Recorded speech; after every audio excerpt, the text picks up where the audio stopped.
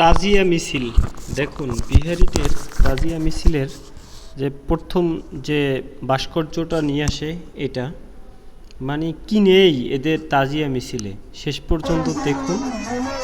অবশ্য ভাস্কর্যগুলো খুবই সুন্দর, ভালোই লাগে, তাই ভিডিও করছি। শেষ পর্যন্ত দেখলে বুঝতে পারবেন। এই যে একটা নিয়ে আসছে কত বড়,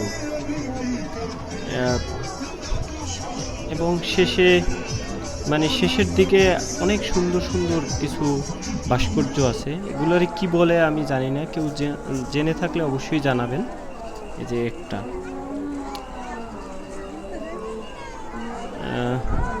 এই যে সামনে ছুরির মতো আছে, তারপর এই যে মসজিদের যে মিনারের মতো, যে এটা কি, এটাও মিনারের মতো একটা।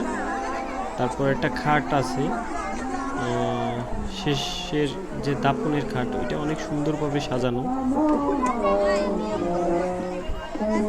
কি নেই এদের আসলে এই তাজিয়া মিছিলে, অসম্ভব সুন্দর। এবং পানি খাওয়াচ্ছে সবারই, এই যে পানি ছিটাচ্ছে এই মুরব্বী, এবং প্রত্যেকের হাতেই বিভিন্ন ধরনের সরঞ্জাম, যুদ্ধের যেসব সরঞ্জাম তা প্রতীকী অর্থে এরা নিয়ে আসছে। এখানে দোলনা আছে, তারপর ভিতরে কাপড় লাসা আছে।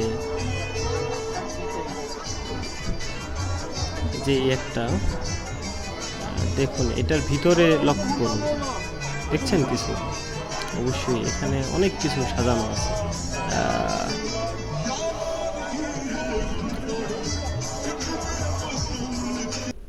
এবং অনেকের হাতেই বিশাল বিশাল হচ্ছে পতাকা বিভিন্ন ধরনের, আরবিতে লেখা, এটা আমি বুঝি না।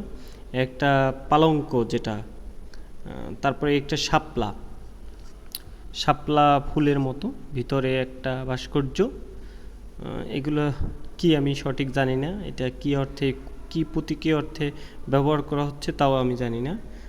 তাদের সাউন্ড বক্স আছে।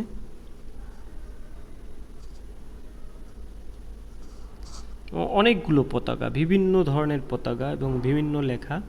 যারা আরবি জানে তারা হয়তো বা জানবে। এইটার ভিতরেও একটা আছে। যাই হোক, এই যে এটা হচ্ছে দাপনের জন্য যে খাট মানুষকে নিয়ে যাওয়া হয়, সেই খাট। এখানে একটা কাপড় বিছানো আছে, অনেক সুন্দর কাপড়টা, ওই যে সাদা একটা কাপড়। এই যে বিভিন্ন ধরনের পতাকা, অনেকের হাতে পতাকা, তারপর টেটু আঁকা, নানান বয়সী মানুষ, নানান রকমের, যার যার বিশ্বাস তার কাছে।